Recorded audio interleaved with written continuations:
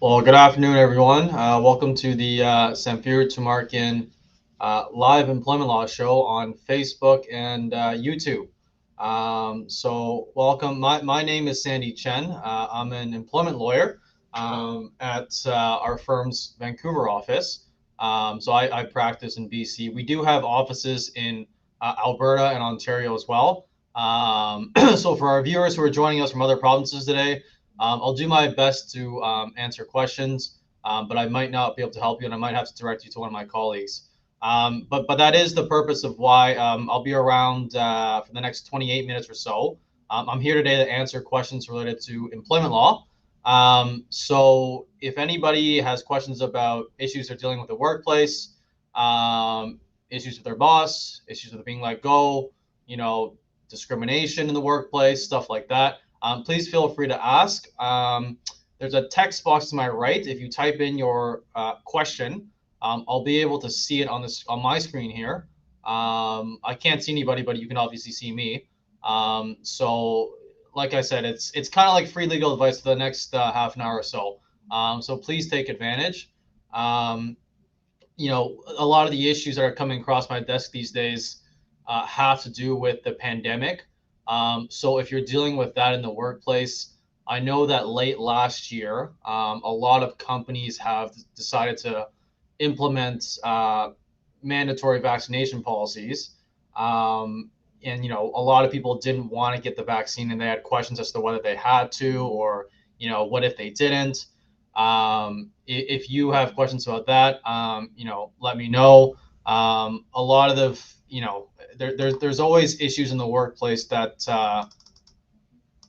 you should get legal advice for before to see if you have any options. So I see a few questions kind of across my screen here. All right, so first question we've got, VS 2015, unpaid suspensions justified if in contract.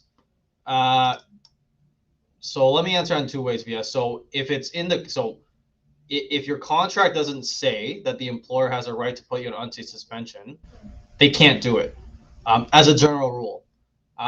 If the contract says that they have a right to put you on unpaid suspension, the employer still has to establish why, right? There has to be a disciplinary or an administrative reason to put you on that suspension. So it's kind of a two-step analysis. But in general, you're correct in that if the employer wants to put you on an unpaid suspension, they have to have that right specified in the written employment contract. So let me know if that answered. If you want to ask me follow-up questions, please feel free. Excuse me. So I've got a question from Jennifer.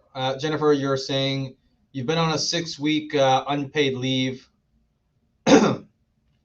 Told after 6 weeks they may extend for another 6 weeks. You have no income, non-compliance. You won't be able to apply for EI. There is no vaccine mandate for my industry.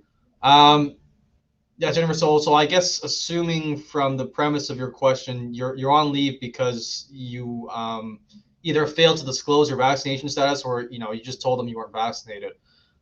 So there's a few things I see in your case that I do want to touch on, because it's very important, maybe not just for you, but for some other people that might be here. An unpaid leave, generally you can't put an employee on unpaid leave without their permission, right? That could be what's called a constructive dismissal.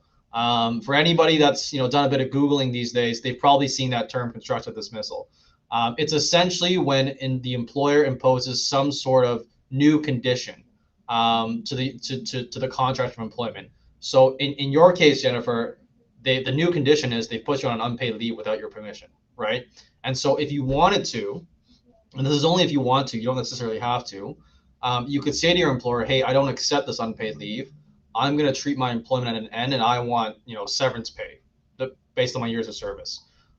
Everything I've said so far applies to, just so everybody knows, non-unionized employees. Union employees are a lot different. So that's the first, I think, issue I see in your case, Jennifer, is you don't necessarily have to accept that unpaid leave. You can say to the company, hey, I don't accept this. You've essentially let me go without saying you've let me go, and you owe me excuse me, and you owe me severance. So that's the first decision I think you have to make. With respect to EI, maybe I'll go through a brief history of what I've heard about EI and vaccines. So when the vaccination requirements first came out, my view was if you were on an unpaid leave, or if you were let go because you didn't get the vaccine, I thought that you should be approved for EI, right? Because it's not your fault that you don't want to go through this, get the vaccination. EI, as I'm sure a lot of people here know, released this bulletin which said, when I say EI, I mean Service Canada, which administrates the benefits, with this bulletin which said that they're not going to automatically approve if you were let go or placed on unpaid leave because because you didn't get vaccinated. So they released that, I think, late fall of last year. So that kind of concerned me a little bit because obviously, if you've been working for 30 years, you've been paying into EI, and all of a sudden, you don't have income coming in. My view is that you should be able to get those EI benefits, even if it's because you didn't want to get the vaccine. So I think that the bit of good news, obviously, it's going to be case by case, but I have had clients who were let go, or they were placed on unpaid leave because they didn't want to get vaccinated, and they have successfully been able to get EI. And that process, you need to convince the EI person who you're dealing with, administering your claim, that it wasn't reasonable, that you didn't necessarily need the vaccination to continue, being employed in your job. And it's a question of reasonableness. So I'm glad to, hear that, at least some people have been approved for EI, even though the reason they were let go was because they did not get the vaccine. So Jennifer, I guess, sorry, that's a long-winded answer to your question, but regarding EI, I think you should apply. You should tell the agent you're dealing with, why it wasn't necessary for you to have needed the vaccine at work to continue working. I guess first and foremost, there wasn't a mandate for your industry. There wasn't a public health order, I assume, covering your industry if you're in BC. So that's not the case that you won't be able to apply for EI. There's still I don't know what the chances are, but it's still possible you'll get approved for EI.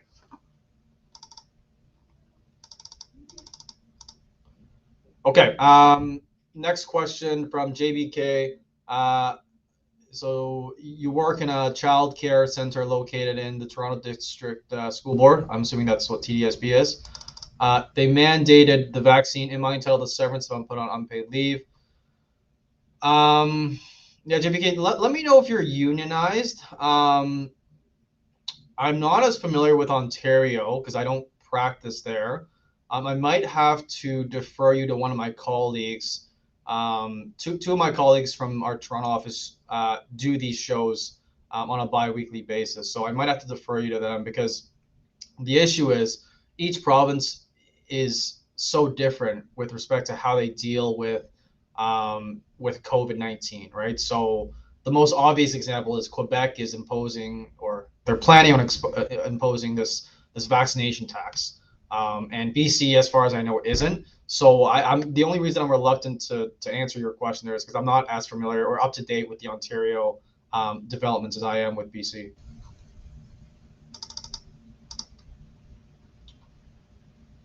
So JC 2004 asks, if the government mandates are overturned, does the employer compensate the employee, or is it the government's responsibility? That's a good question, JC. I know that in your situation, I don't think the employer would have to compensate the employee. I'm actually not sure if it's the government responsibility. So, but in my view, it would not be the employer. Kira asks,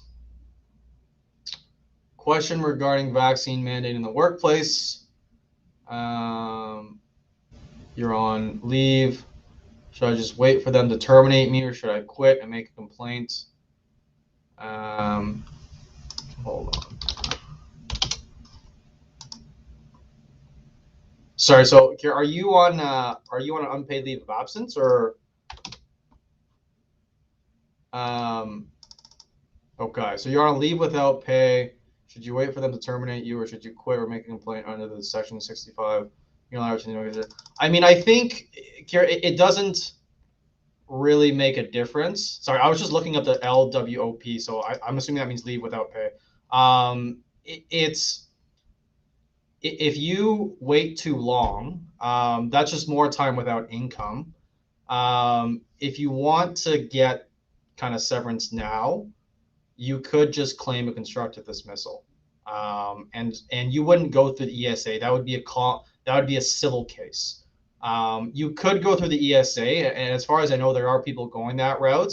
But the most that the Employment Standards Board in BC could get you is 8 weeks of pay, depending on your years of service. There's some situations where it could. I mean, I won't even get into that. Just I think if you're in BC, Kira, if you go through the ESA, termination pay, as far as it goes, is 8 weeks, and you'll have to have at least 8 years of service to get those 8 weeks. The civil case, so what I was referring to before, the constructive dismissal, you could get more than 8 weeks. So I would talk to a lawyer here, whatever province you're in, in terms of whether you want to wait. I think one of the reasons you may want to wait is if you think there's a chance they'll call you back, I guess. And the other question that needs to be answered in your case is, what's your workplace, right? Because if your workplace is covered by a mandate, I don't think you can claim through the ESA. And obviously, depending on whether you're unionized or not. So all of that's to say is there's a lot of different factors in your case, Kira. I would seek a lawyer before you kind of make any major life decisions. Go seek legal advice.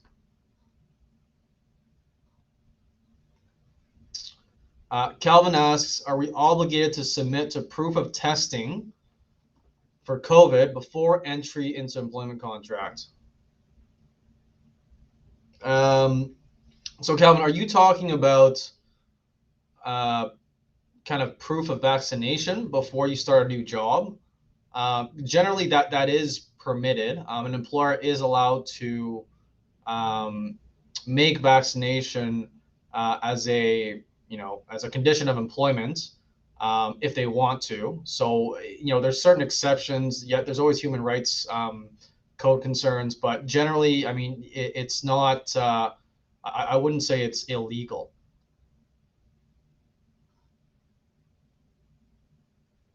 Melanie asks, if I end up suing my company for severance, what does this process entail? Yeah, Melanie, I think, and I'll talk in general terms. Obviously, each case, there's different strategies to kind of approach that you can do to kind of achieve that goal of severance pay. In general, I mean, sometimes you would send what's called a kind of an informal letter to the company, or also known as a demand letter, saying, you've let me go. I've been with the company for X amount of years, and it's going to take me a long time to find a new job. And therefore, you owe me X months of severance pay. Something along those lines, very generally. And you could negotiate some sort of, settlement with the company for your severance. Other times, you will have to start what's called the formal litigation process. So in BC, it's called a notice of civil claim. And that starts the lawsuit against the company for the severance pay. So, I mean, there's different processes, but it's sometimes, and sometimes it might drag out. Sometimes it'll get done within a matter of a few weeks. So it really depends.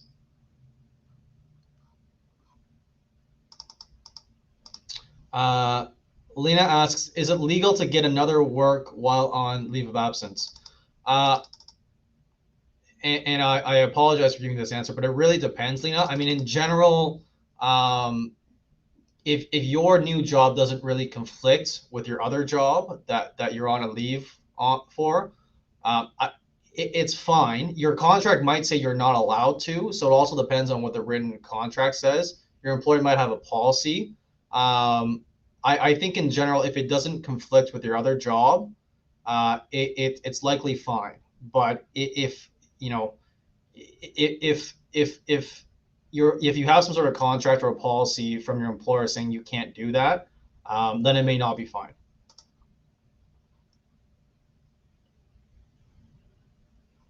So Jennifer, you're following up. You didn't sign a leave of absence they sent on January 17th. And that's good, Jennifer. That means you didn't agree to it. So you certainly could claim for what's called a constructive dismissal if you wanted to. Okay, so VS 2015, you're following up on your question. Let me just remind myself what your question was. All right, unpaid suspensions. The employee left because their family members have medical issues and they didn't want to risk them being exposed to COVID. It's been almost a year, and employer didn't hear back. Best course of action. I mean, I would claim. I'm sorry, I might be misunderstanding the situation, but if the employee's been off work for a year on an unpaid suspension, I'd say that that's probably a case where you can just treat the employment relationship at an end and claim for severance. Again, I might be misunderstanding the situation, but if any time when an employee's been off for almost a year, depending on who initiated the leave or the suspension, it seems to me that if the employer initiated it, the employee could certainly treat the employment relationship at an end and claim for severance. But let me know if I'm misunderstanding the situation.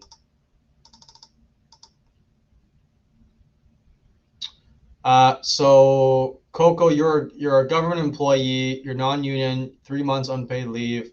Coco, can you let me know which jurisdiction you fall under? So if you're federal, or if you're in BC, if you're provincial, because there's different, as I'm sure a lot of people here know, federals. There's plans for the federal government to implement a mandate for all private employers as well, and some public federal employers are currently under a mandate. And Coco, at BC, if my memory serves right, and BC public employees are under a mandate now as well. Kira asks, have employees been successful in requesting severance for not accepting unpaid leave? It's not in my contract. So Kira, I mean, in general, I would say that, it's a novel issue. I am aware of, some employees being able to negotiate some sort of severance. So I guess in general, I'll say yes, some employees have been successful. Because it's such a novel issue that's just coming into our legal world. I'll say that the courts haven't really decided on the issue. I expect that maybe later this year or early next year, we'll have a decision as to whether a refusal to be vaccinated in general disentitles you from severance. There's going to be nuances to every case, but I think that question should be answered hopefully by next year. Okay, so Amir asks, can I quit if my employer is mistreating me, reducing my work hours, deducting monies from a recent paycheck because they claimed I didn't take proper break times for shifts over 11 hours? Yeah, Amir, that's there's a few issues I see in your question. So if obviously harassment is illegal, any jurisdiction in Canada, and probably you don't have to accept the harassment. They can't reduce your work hours without your permission, and they can't deduct money from your paycheck, other than obviously the standard deductions, CPP, EI, and income tax. But they can't, in BC, they can't deduct it without your written consent, and that's in the BC Employment Standards Act. So Amir, it sounds like it sounds like a pretty rough situation. I would probably seek legal advice, just because I know we can't get into all the details here, but it seems to me if they're doing all of that to you, you don't have to stay there any longer if you don't want to, right? You can claim for severance, and I've said this term a lot, but it seems like a constructive dismissal to me. But before you make any major life decision, please talk to a lawyer about your situation, because there's always nuances. But the answer to your question is they can't do any of the stuff that they're doing to you. Xander asks, hi Sandy, hope you're well. I quit a management job after 5 months because of unethical practices. EI asked about what the employer was doing. Can EI be denied if I'm not specific? Yeah, Xander, I think you have to um, be specific. And the reason I say that is because whenever you quit, it's always an uphill battle to get EI, right? Because you have to show the EI that you quit for a good reason. That's not the legal standard, but that's just in normal terms, um, you have to give them a good reason of why you quit. And so I don't see them. There's probably less likelihood they'll approve you if you're not specific, right? If you just say there were unethical practices, I'm not sure that's enough for you to be approved for EI.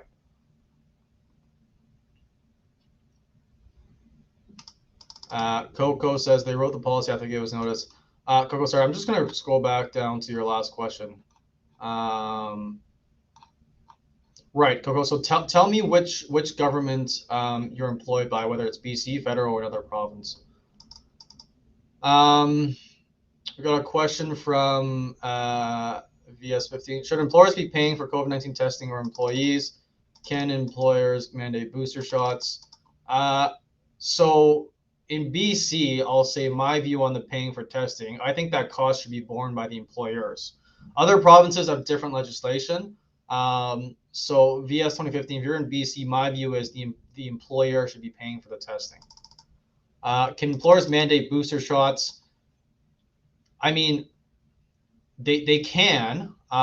Whether if the employee, the question is that the employee refuses to get the booster shot and the employer lets them go or places on unpaid leave, can the employee get severance pay? Again, this is in the non-unionized context.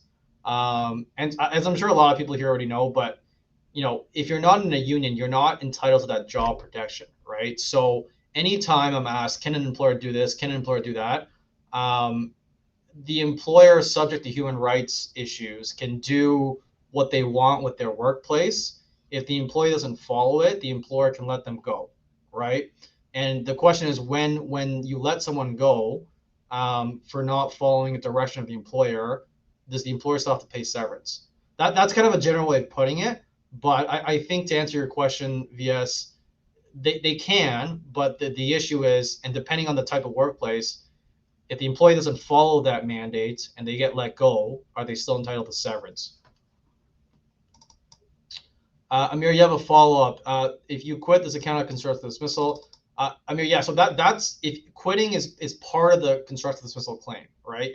A constructive dismissal is an employee quitting because the employer changed or fundamentally changed the conditions of their employment, right? And so without your consent, obviously. So quitting is part of it. Before you quit, though, you should go seek legal advice, because if you quit and a judge says that what the employer did does not arise to the level of a constructive dismissal, then you'll be deemed to have voluntarily resigned, which means you don't get any severance pay. So always be careful, Amir. Don't make that major life decision before speaking or having a consult with an employment lawyer. Jennifer, you said you try to get a medical exemption because of blood clotting, and you worry about adverse reactions. Work denied your doctor's note, asked for a government approved one, but no doctor in BC will give you one, so no, I'm on this. Yeah, Jennifer, and I feel for you. It's you're not the only one. I can tell you that. It's a tough situation to be in, and I to be honest, I really don't know what to advise. What the best. Well, I'll say this: I don't know what the best advice for people similar to your situation would be, because it's out of the doctor's hands, because in terms of the exemptions, there's an approved list, and if you're not on that list, the doctor won't give you that exemption. So I'd say in your situation, if the workplace is one where it's not covered by a vaccine mandate and you're on a leave of absence, you still have that option of claiming constructive dismissal, getting severance. You also have this other option of potentially claiming as a human rights complaint, because at the end of the day, you do have this. I call it the legal term is a physical disability, right? you do have that, and it needs to be accommodated. The issue is your doctor can't back you up right now because of their own regulatory body.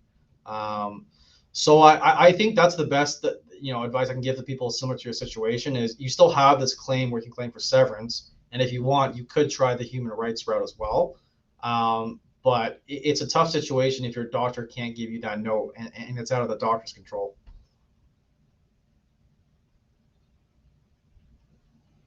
All right, so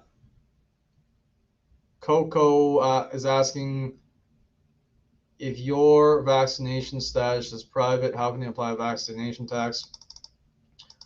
Yeah, Coco, I listen. It's still that tax when it does come into effect, if and when, I'm sure it'll be challenged under various grounds. And privacy, I don't know if privacy is as strong with the challenge on, but there's certainly other grounds to do it.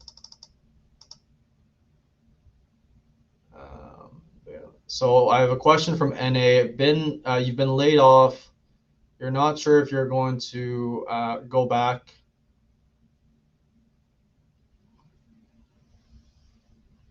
Yeah, NARZ. I mean, if you've been on a layoff, typically a layoff is not permitted because that's obviously a pretty fundamental change to your employment by not having you work and not providing you with pay. If they ask you back, you won't get severance if you're recalled, right? If they recall you and you go back, you're not going to get severance because you're still the employment relationship is still intact.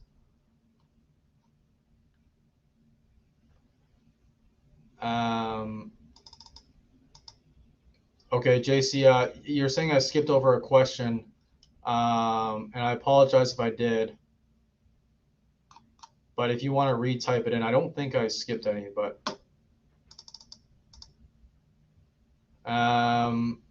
Coco, you're saying you're a provincially regulated government employee. Which province are you in? Because each province is obviously different.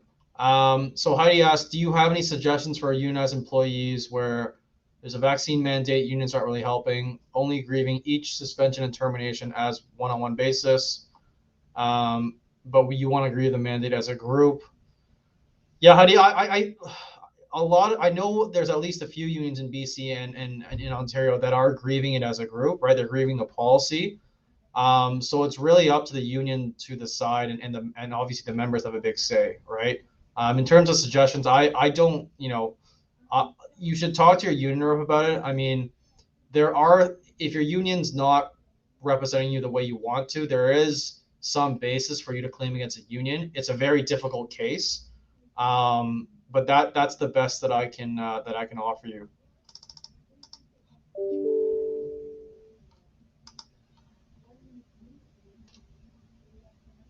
Amadeo asks, after union deals with a case of dismissal for failing to vaccinate, if you're not happy with the union, can you retain a lawyer and sue? Generally, no. No, Amadeo. I would say in virtually all cases, the answer is no. There's always exceptions, but unfortunately not.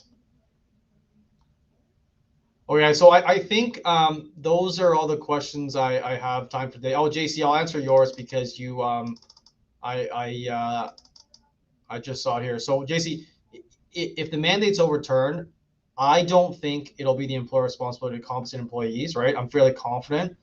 My answer to the second part of your question is I actually don't know if the government will have to be responsible. I don't think so, but it's a good question, and I'm just not 100% sure of the answer. So, and I apologize to anybody whose answers or questions I might have missed, or if I didn't have time to get to anybody today. I'll be back in 2 weeks. My colleague Dan from BC is coming on as well. 2 colleagues from Toronto will be on here as well for any Ontario viewers out there. But thanks everyone for joining, and I'll see everybody in 2 weeks.